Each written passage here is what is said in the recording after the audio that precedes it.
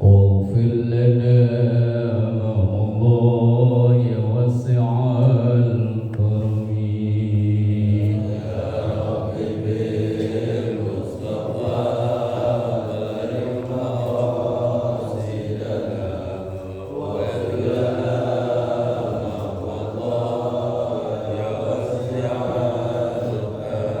أستغفر الله من قول بلا عمل لقد نسبت به نسلا لذي أنكم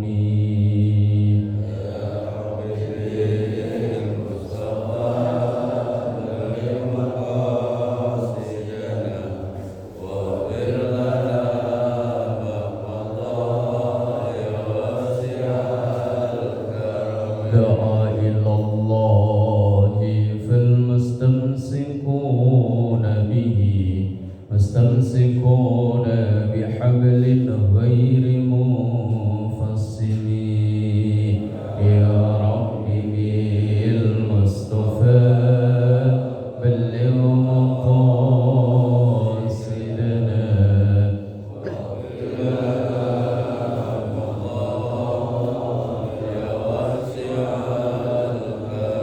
اللهم صل وسلم وبارك عليه وعلى آله وأصحابه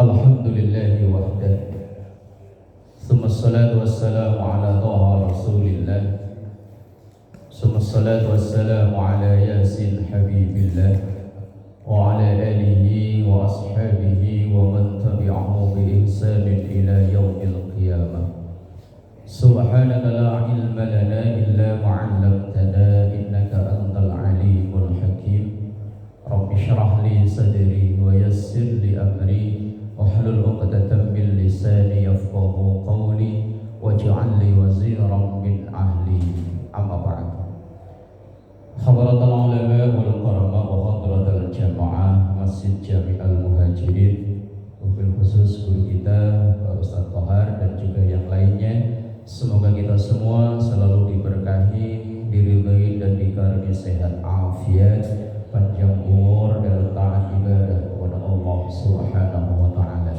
Alhamdulillah, bagi subuh yang berbahagia ini kita dibangunkan kembali oleh Allah dalam keadaan sehat afiat. Semoga sehatnya kita ini menjadi bekal untuk kita menjadi hamba-hamba Allah yang terus melakukan perbaikan, sehingga suatu saat nanti kita dipanggil kembali oleh Allah dalam keadaan husnul khotimah. Amin ya rabbal alamin.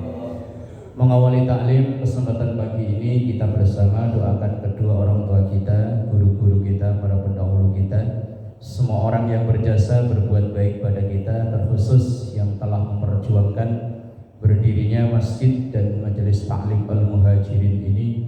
Kita doakan anak cucu keturunan kita semoga semua dijadikan soleh solehah, keluarga sakinah mawaddah warahmah, rezeki yang halal dan barakah. Kita doakan yang sakit, mungkin keluarga kita dimanapun berada, atau jamaah kita, atau tetangga kita yang tinggal di perumahan ini yang sakit, kita doakan semoga segera diangkat penyakitnya, diganti dengan sehat afiat. Dan juga kita mendoa untuk para pahlawan yang telah memerdekakan, berjuang memerdekakan Indonesia ini, yang hari kemarin 79 tahun Indonesia kita merdeka, mulai dari yang merebut kemerdekaan, mempertahankan kemerdekaan, dan juga yang mengisi kemerdekaan.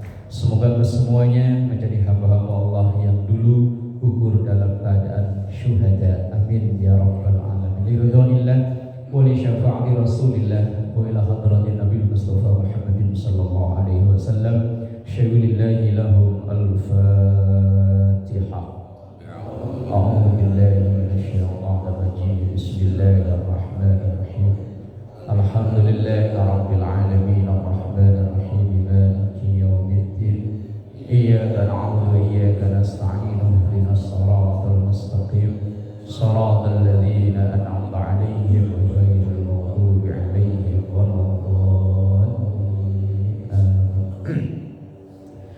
Jemaah yang dimuliakan Allah, pada pagi yang berbahagia ini kita akan ngaji satu hadis yang berisi doa. Karena dalam doa yang kita bacakan atau yang kita mohonkan kepada Allah itu ada rankingnya. Ibarat sebuah kompetisi bola ada klasemennya.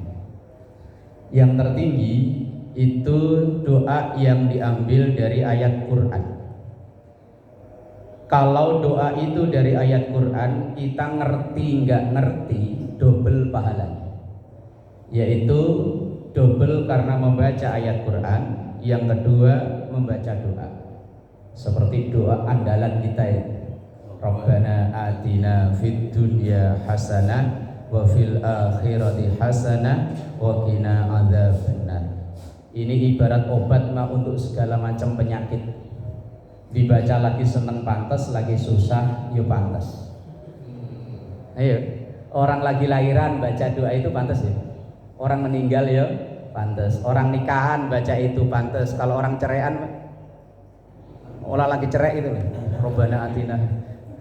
Udah pernah diundang belum? Ada orang cerai kita.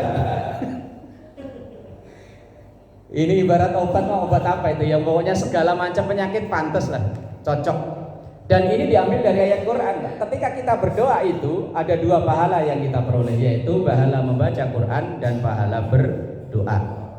Seperti tadi yang dibaca Pak Nurdin tadi, Rabbana zalamna anfusana wa illam taghfir lana wa tarhamna lanakunanna minal khasirin. Seperti doa Rabbana hab lana min azwajina wa dhurriyyatina qurrata a'yun waj'alna lil muttaqina imama. Kemudian doa yang kedua adalah doa yang diambil dari hadis Nabi. Ini klasemen kedua atau ranking kedua. Seperti yang insya Allah nanti kita bahas ini. Kemudian yang ketiga adalah doa yang diijazahkan oleh guru. Misalnya dulu kita nyantri, kita sekolah atau kita ngaji di satu majelis taklim, kemudian guru memberikan doa atau mengijazahkan doa, silahkan diamalkan. Ini menduduki ranking yang ketiga. Ranking yang keempat adalah doa yang kita faham artinya. Karena kalau doa yang kita paham artinya itu lebih ngeresep kita bacanya daripada doa yang nggak ngerti. Saya itu Pak, kalau ada acara orang akikahan, orang yang baca barzanji, itu doa barzanji itu kan panjang banget Pak. Itu biasanya saya kalau disuruh mimpin doa itu nggak pernah saya baca, karena banyak kalimat yang saya sendiri nggak paham artinya di rangkaian doa itu. Dari saya baca Allahumma saya nggak ngerti, wis mending baca yang Rabbana atina fid dunya hasanah wa fil akhirati hasanah wa qina adzabannar. Lah itu ranking-ranking dalam berdoa. Lah yang akan kita bahas pada pagi yang berbahagia ini, doa yang diajarkan oleh Rasul sallallahu alaihi wasallam yang ditulis oleh Imam Nawawi dalam kitab Al-Azkar.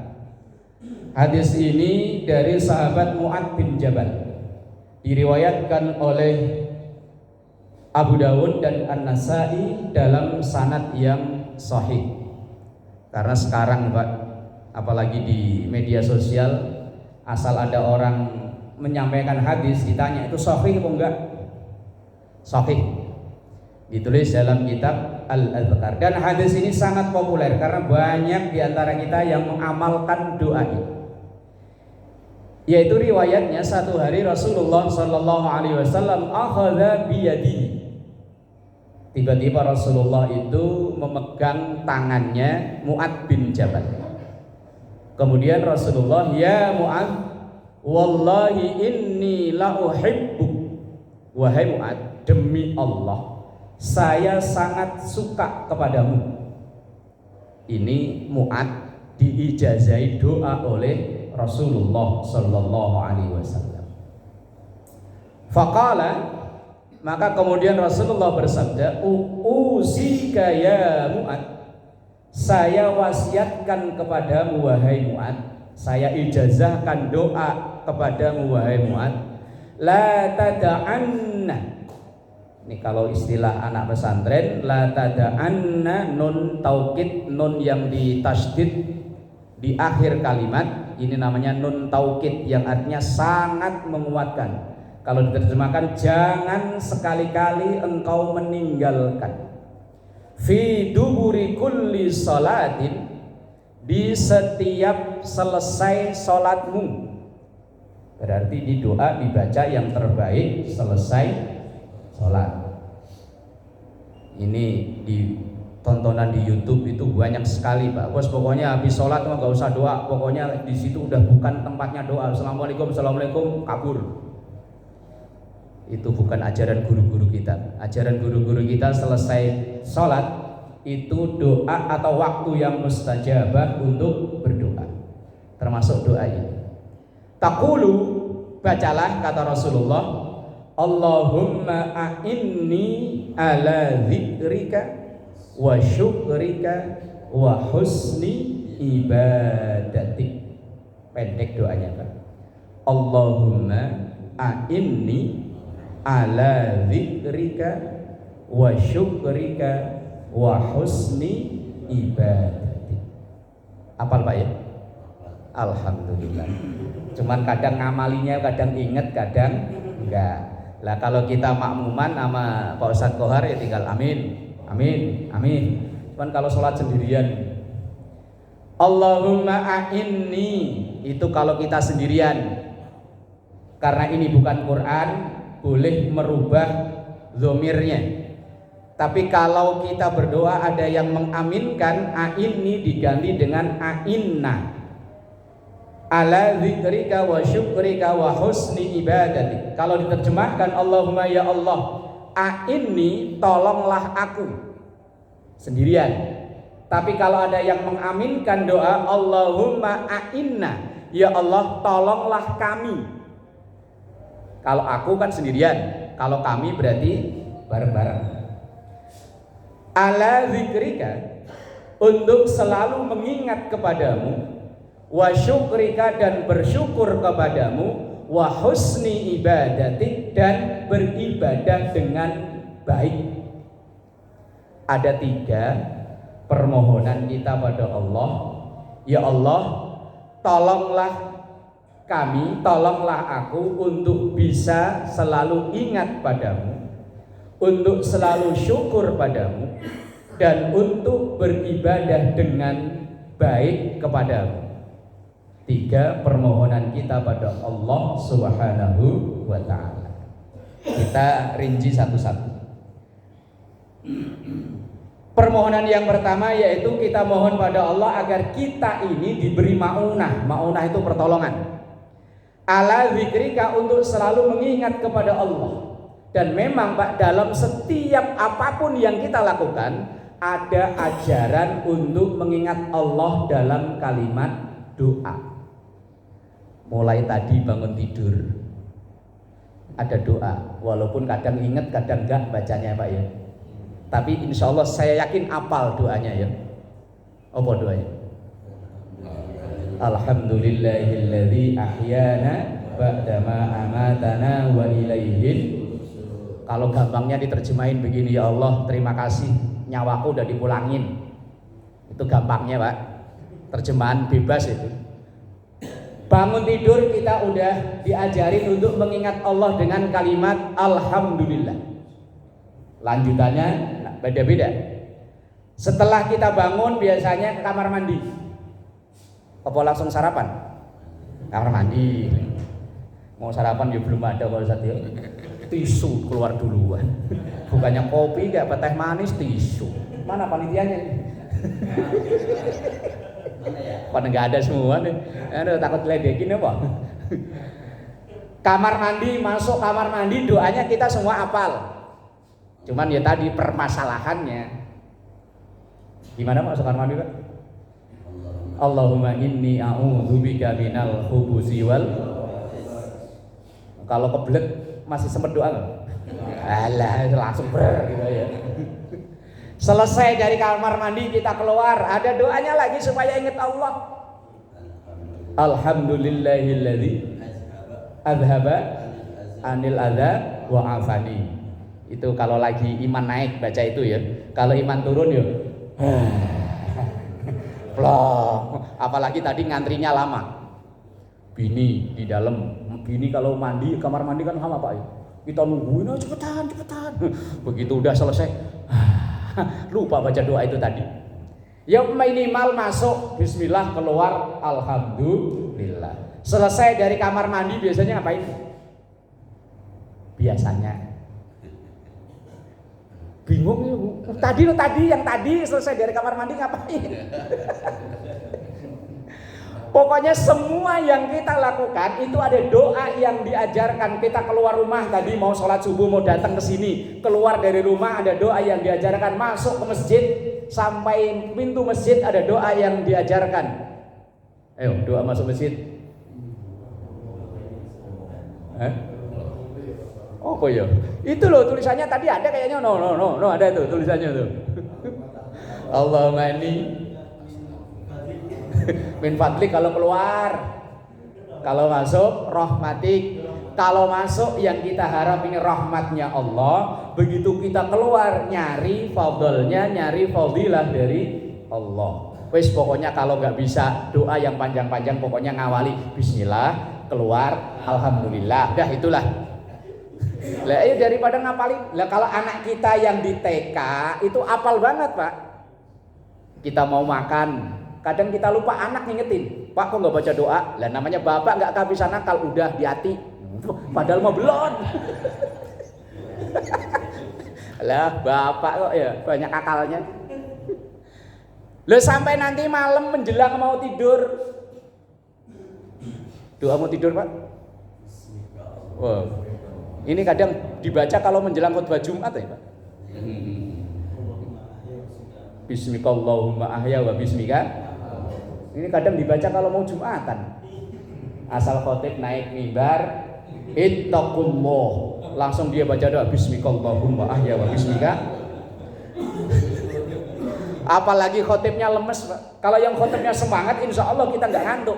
Lah kalau yang khotib ittaqullah, wah, ittaqullaha haqqa tuqatih wala tamutunna illa wa antum muslimun. Masjidnya AC, karpetnya empuk, datang duluan yang dicari kalau nggak dinding yo tiang. Langsung baca doa bismikallahumma ahya wa bismika. Aduh, salah baca doa. Loh, udah baca doa begitu lah kok ndelalah bini ada di sebelah pakaiannya ya pakai baju dinas. Kata beliau, kata pakai baju dinas. Pengen naik ya ada doanya ya Pak ya. Masih hafal Pak? Doa mau naik loh Pak, mau naik. Dalam hati. Didoain Pak, siapa tahu pas hari itu kok jadi, biar anaknya itu loh nggak beler yo. Makanya sering Pak ada ibu-ibu ngomel-ngomel kalau anaknya badung, dasar anak setan. Itu mungkin dulu bapaknya waktu naik nggak baca doa Pak. Lah kalau nggak baca doa setan ngebantuin. Lah kalau begitu lahir anak kok suruh ngaji nggak mau, suruh sekolah nggak mau, maknya ngomel-ngomel, dasar anak setan. Kata setan bener, saya bantuin dulu. Mau naik yo doa. Masih pel. Enggak, takutnya ditulis di kamar nanti begitu anak masuk, Mak itu doa apa Mak? Apalin Pak, jangan ditulis, bahaya. Ntar ditulis di kamar, begitu anaknya masuk kamar ngelihat, ini doa apa ya? Diapalin, ditulis bahaya. Ini betapa bahwa setiap apapun yang kita lakukan, kita diajarkan untuk melibatkan Allah, mengawali dengan bismillah. Tadi mau naik ya bismillah Pak, udah kalau nggak hafal Allahumma jannibna ya bismillah aja, bismillah dah. Bismillahirrahmanirrahim, bet kelar alhamdulillah. Langsung keluar ngopi ngerokok ya. Gak usah dijelasin.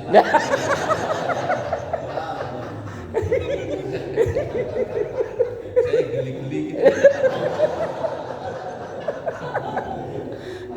Kalau ngaji nggak begini udah ngantuk. Makanya kalau beliau nggak ada wah nggak seru, nggak ada yang diledekin. Biasanya ngopi sama ngerokok ya.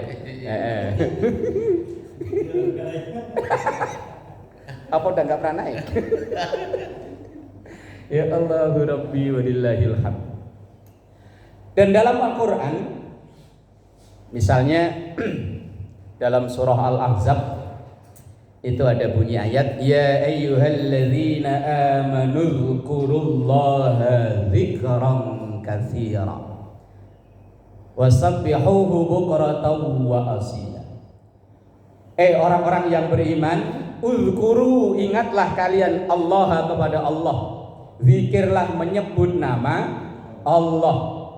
Kita menyebut nama Allah, Allah itu pun termasuk zikir. Walaupun orang sebelah sono, tetangga sebelah bilangnya tidak termasuk zikir, itu urusan dia. Kalau kita mengajarkan, bahkan saya pernah membaca buku tentang Sunan Kalijogo, itu urutan zikir, wallahu alam itu benar mau enggak ya, itu namanya buku, Pak. Namanya buku karya ilmiah, itu bisa dikritisi, Pak. Bahwa orang zikir kalau tingkat awam kayak kita la ilaha illallah, kemudian tingkat selanjutnya illallah, tingkat selanjutnya Allah, tingkat selanjutnya lahu, Allahu jadi lahu, diambil huruf yang terakhir-terakhir, akhirnya menjadi hu. Tapi itu bahasan, bukan bahasan makom kita, itu nanti bahasan orang lain. Yang terpenting bagi kita, setiap apapun yang kita lakukan, mengawali dengan bismillah, mengakhiri dengan alhamdulillah, melibatkan Allah dalam setiap apa yang kita lakukan. Karena dengan mengawali menyebut nama Allah, apapun yang kita lakukan menjadi nilai ibadah. Misalnya Bapak pagi-pagi nyalain motor, mau berangkat kerja, nyalain motor, bismillahirrahmanirrahim. Sepanjang yang kita lakukan, kita awali tadi dengan menyebut nama Allah, mulai dari berangkat sampai kita bekerja, sampai nanti mungkin sore pulang, nyampe rumah, alhamdulillah dengan selamat, seharian pun bernilai ibadah. Perkara mubah, orang kerja itu kan walaupun ya dari satu sisi wajib kita sebagai laki-laki, tapi jenis kerjaan yang kita lakukan ini kan mubah. Perkara mubah ketika diawali dengan bismillah, diakhiri dengan alhamdulillah, asal itu perkara mubah, bukan perkara haram. Lah kalau perkara haram diawali dengan bismillah malah dosa besar, Pak. Misalnya Pak, megang HP, iseng-iseng main. Kok pengamal? Main slot, kemudian bismillahirrahmanirrahim, lumayan buat melunasi rumah. Umpama lah kok pas kebetulan dapat menang, alhamdulillah. Bukan pahala yang didapat, gedik malaikat ya. Iya, jadi anak soleh ya. Maling syariah gitu ya, maling syar'i ya gitu ya. Aneh-aneh, penjudi syar'i gitu. Jadi dalam doa ini yang kita mohon pada Allah, awalnya kita mohon pertolongan agar mulut dan pikiran dan hati kita ini, kondisi apapun, ingat Allah. Kemudian yang kedua, kita mohon pada Allah agar kita ini dijadikan pribadi yang bersyukur. Bersyukur itu ada dua kelas. Ini saya baca dalam kitab Risalatul Qusyairiyah. Orang bersyukur itu ada dua kelas. Kita nanti ada di kelas yang mana? Yang pertama namanya syakir. Kelas pertama. Kelas dua namanya syakur. Syakir itu orang yang bersyukur ketika kondisinya pas dengan yang dia inginkan. Kita bangun tidur, harapan kita semua bangun tidur dalam keadaan sehat, afiat, seger, buger. Begitu benar bangun tidur sehat, seger, buger, kita mengucap alhamdulillah. Itu namanya syakir. Harapan kita semua, kerjaan kita itu sesuai target. Begitu benar pas sesuai target, kita mengucap alhamdulillah. Itu namanya syakir. Tapi ada yang kelas kedua, ini kelas di atasnya Pak, namanya syakur. Syakur itu orang yang tetap alhamdulillah walaupun kondisinya nggak sama dengan yang ia inginkan. Bangun tidur pengennya sehat seger buger, begitu bangun tidur pinggang pegel, kaki nggak bisa ditekuk, ininya abot. Apa ya? Kolesterol. Begitu bangun tidur, waduh, kaki dilepukin, aduh. Bangun mau ke masjid, aduh. Tapi tetap alhamdulillah. Nah, itu namanya syakur. Kerjaan targetnya 10, dapatnya 5, tapi dia alhamdulillah, itu namanya syakur. Dan dalam Quran telah disampaikan wa qalilum min ibadiyasy syakur, dan sedikit sekali dari hamba-hambaku yang masuk dalam kategori syakur. Kita jadi syakir aja udah alhamdulillah, udah lumayan. Untuk naik kelas menjadi syakur, wah, itu kelas luar biasa. Termasuk terkadang untuk menjadi kelas syakir aja kadang salah cara. Orang syukur dalam kitab hikam itu ada tiga cara. Yang pertama bil lisan, wabil arkan, wabil jinan. Bil lisan yaitu dengan mengucap alhamdulillah. Dengan alhamdulillah aja kadang kita berat loh Pak. Apalagi misalnya memang hari itu kita lagi amsyong ya, apes sih. Kalau bahasa orang Betawi apa Pak? Sial. Hari itu lagi sial. Kebetulan ketemu temen. Gimana Bang kerjaan hari ini? Jawaban Bapak apa? Wah, Bang. Iya.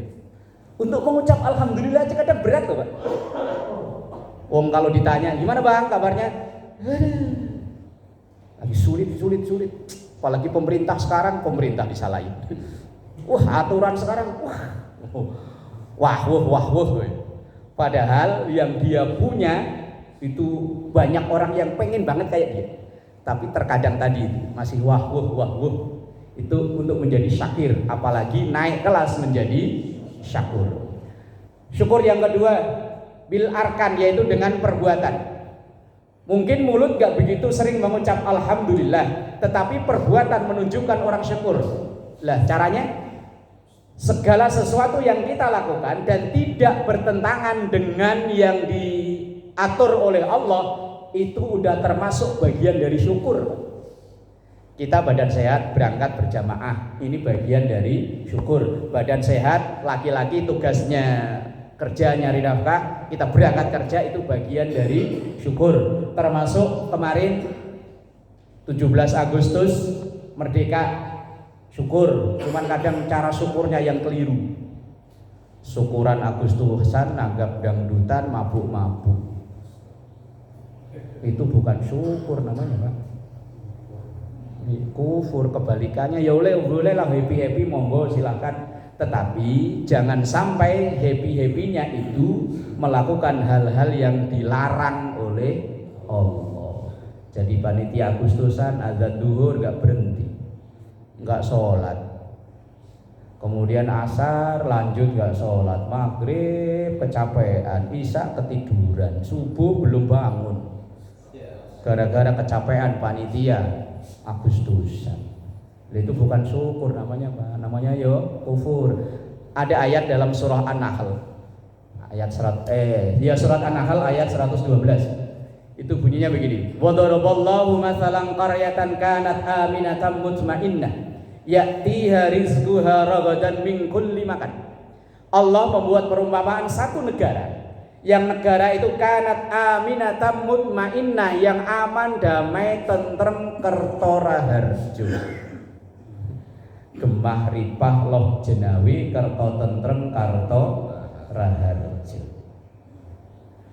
Yakti harizquha ragadan min kulli makan, yang sumber makanannya bisa dari mana saja di negara itu ada.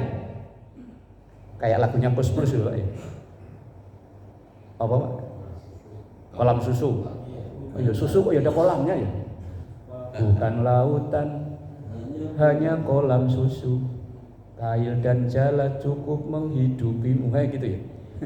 Lah itu kan menggambarkan betapa Indonesia itu rakyatiha rizquha rogodan min kulli makan. Sumber rezekinya dari mana saja, dari atas, dari tengah, dari bawah, bisa jadi sumber rezeki. Enggak usah nengok-nengok belum matang. Orang-orang ini. Lah ora ono ya pengen dicengin habis kok. Giliran saya kok kering, giliran yang lain kok gemar ripah yo.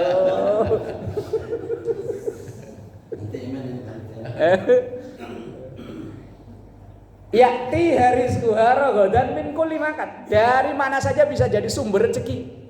Tapi sayang fakafarat bi an umillah. Penduduk dari negeri itu kufur dari nikmat Allah. Maka fa'adzaqahallahu libasal ju'i wal khaufi bima kanu yasnaun. Allah menimpakan kepada warga negara itu libasal ju', ketakutan kelaparan.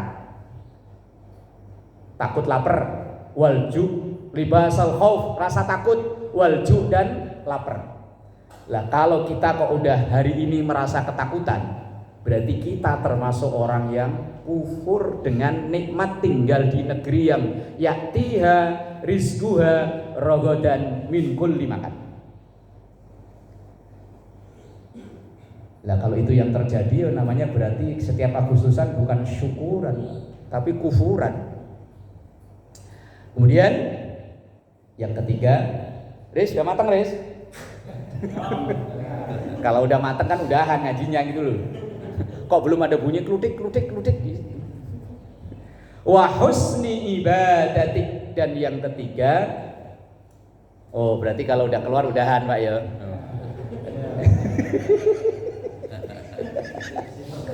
Belum ada ditanyain, giliran udah ada udahan ngajinya. Permohonan kita yang ketiga pada Allah agar kita ini bisa beribadah dengan baik. Ibadah ini kan terbagi menjadi dua, ada ibadah mahdoh, ada ibadah ghairu mahdoh. Mahdoh itu ibadah yang aturannya langsung diatur oleh Allah. Sholat, duhur, asar, maghrib, isya, subuh dengan waktunya udah diatur oleh Allah. Rekaatnya ya diatur sama Allah. Kenapa subuh cuma 2? Kenapa duhur, asar 4, isya 4, maghrib 3? Kalau jawaban mahdoh itu gampangnya memang dari sononya begitu. Kenapa puasa kok sahurnya subuh, bukanya maghrib? Kenapa nggak dibalik? Kan enakan dibalik Pak ya? Nah iya, misalnya sahurnya itu maghrib, bukanya subuh. Nah iya kan enak ya? Nah, iya maghrib kita sahur nih. Nah, kemudian nanti subuh buka puasa. Tapi ini ibadah mahdoh Pak, aturannya dari sono, nggak bisa otak-atik. Tapi dulu ada sekelompok orang yang mengatasnamakan kebebasan ketika mereka mengadakan survei bahwa ada atau bukan ada banyak muslim usia produktif, usia kerja yang kerjanya di sektor lapangan nyatanya nggak puasa. Dari rumah ya mungkin sahur ya, nggak enak sama istri sama anak, begitu nyampe tempat kerja nambah jadi sahur rapan. Lah kemudian sekelompok yang mengatasnamakan kebebasan berpikir atau liberal itu tadi membuat kesimpulan untuk mengurangi muslim produktif tidak berpuasa. Bagaimana kalau aturan puasa itu ditinjau ulang? Yang aturan awalnya dari subuh ke maghrib dibalik dari maghrib ke subuh. Itu kalau seandainya usulan itu kok disepakati, enak ya Pak? Iya, tapi wong ini namanya ibadah mahdoh. Kemudian contoh lagi Pak, orang haji, umroh itu kan ibadah mahdoh. Memang aturannya dari sono, berangkat yo ke sono. Waktu terjadi tragedi Mina, tahun berapa itu? Tragedi Mina yang meninggal banyak tuh.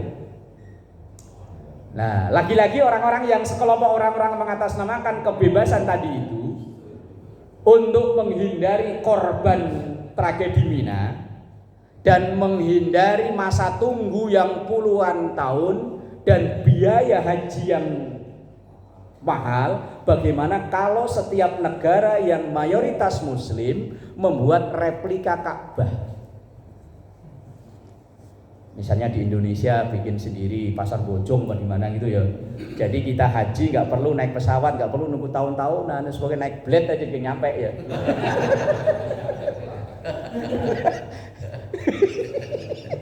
Umrah pokoknya ya tiap sempet umrah gitu ya. Seandainya pasar bojong gitu ya. Lah kalau di logika Pak, di akal-akal, oh iya ya, yang disembahkan Allah juga, lah ngapain sampai ke Mekah? Biayanya mahal. Di sono kalau musim haji ya Pak Jio, usek-usekan nggak karuan. Apalagi kita orang Indonesia kecil-kecil begini Pak, ketemu orang Afrika gede tinggi, kita lagi sujud ketendang. Mending ketendang kata dilangkain, begitu kita dengar lo ada kates.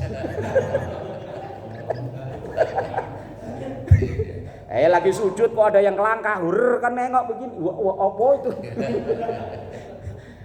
Lah kalau di akal-akal kayaknya masuk akal Pak. Bagaimana kalau setiap negara yang berpenduduk mayoritas Muslim, Indonesia, Malaysia, Brunei, bikin replika Ka'bah, toh yang disembah juga Allah juga, kayak kita sholat ini di mana-mana kan bisa. Kenapa harus ke sono? Biayanya mahal. Ini ibadah mahdoh. Mahdoh itu aturannya dari sono, wes nggak bisa di otak atik. Yang kedua ada namanya ghairu mahdoh. Lah ini ibadah yang secara umum kayak kita di masyarakat kerja bakti macam-macam, ini namanya ibadah. Tapi yang ghairu mahdoh, kita kerja itu ibadah, tapi yang ghairu mahdoh. Lah kita mohon pada Allah agar wa husni ibadati, ibadah kita ini dalam kategori baik. Lah baik itu ukurannya ikuti aturan, nggak bisa saenake dhewe. Pokoknya suka-suka aing lah. Kalau jamaah yo ikuti aturan. Ini kadang jamaah suka-suka aing. Yang dekat kipas mana, dekat AC mana? Sono. Padahal di sini barisan belum penuh, udah bikin barisan baru. Di sini ada yang begitu? Nggak ada lah ya. Nggak ada, di sini mah orang soleh semua, orang baik semua, kecuali kepepet. Kepepet itu maksudnya begini, begitu baru datang barisan nyisa sono, cuman sebelahnya ini lawan politik. Waduh, kalau saya sholat sebelahnya situ, wah gengsi. Wah, akhirnya bikin barisan baru di belakang. Itu kalau sampai salam, orang itu nggak ada yang nemenin, tuh yang nggak mau nyambung ke barisan baru itu tadi, barisan yang udah ada, itu jamaahnya kena hukum makruh. Kalau orang berjamaah kena hukum makruh, pahala berjamaah angus. Ini kadang orang ibadah jamaahnya tekun tapi ilmu berjamaahnya nggak tahu. Begitu barisan yang depan penuh, dia bikin barisan baru bukan dari tengah tapi dari ujung sono. Kemudian datang lagi, ya dia musuh nih, akhirnya dia bikin sono. Jadi satu sono, satu sono. Lah terus kita yang misalnya baru datang, milih mana Pak? Lo yang sono sama sono? Kita tengah Pak, jangan ikutin yang dua itu. Orang salah diikutin.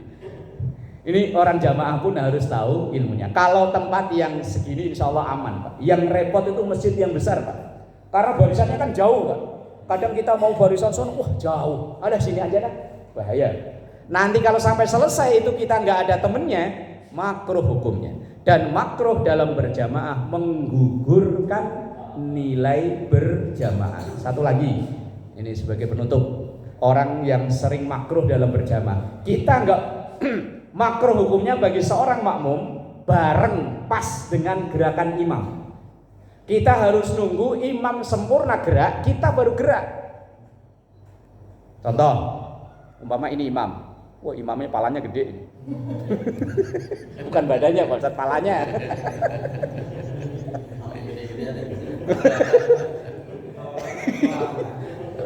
Jangan bayangin yang aneh-aneh, pokoknya imam ini imam, contoh. Ini makmum, makmumnya kurus. Misalnya ini lakum dinukum waliyadin, Allahu Akbar. Ini ruku umpama. Sempurna ruku, yang ini baru gerak. Allahu Akbar. Sami Allahu liman hamidah, sami Allahu liman hamidah. Ini yang benar. Kalau lakum dinukum waliyadin, Allahu Akbar, kan bareng ini namanya. Sami Allahu liman hamidah. Ini makmumnya kena hukum makruh. Ini kalau terus sampai salam dia melakukan seperti itu, jamaahnya makmum ini kena hukum makruh. Ini sering banyak Pak kejadian ini. Yang ia bareng pas dengan gerakan imam. Yang boleh bareng pas gerakan, bukan gerakan, bacaan yang boleh. Yang boleh pas bareng imam atau bahkan mendahului itu yang bacaan. Yang qauli. Kalau fi'li itu berupa gerakan, harus nunggu imam sempurna gerak. Kalau imamnya lama, boleh nggak kita salib? Imamnya lama ini mah. Saya udah tahu dah duluan dah. Oh, itu namanya saenake dhewe. Ora iso, pokoknya nunggu imam sempurna gerak. Imamnya geraknya agak lama gitu Pak Ustadz yo. Kok ketawanya nggak enak ya Pak? Pokoknya kalau kita makmum itu harus konsekuensi jadi makmum, nggak boleh bareng apalagi mendahului. Kelamaan ya, saya udah tahu caranya ini, langsung duluan bet raiso. Jadi jamaah yang dimuliakan Allah, doa yang diajarkan atau yang diijazahkan Rasulullah kepada sahabat Mu'ad bin Jabal yang udah maklum sering kita baca, Allahumma inni ala zikrika wa syukrika wa husni ibadatik. Semoga kita bisa mengamalkan doa yang pendek ini yang mengandung 3 permohonan dalam kehidupan kita. Wallahu a'lam bishawab. Al-Fatihah. A'udzu billahi minasyaitonir rajim. Bismillahirrahmanirrahim.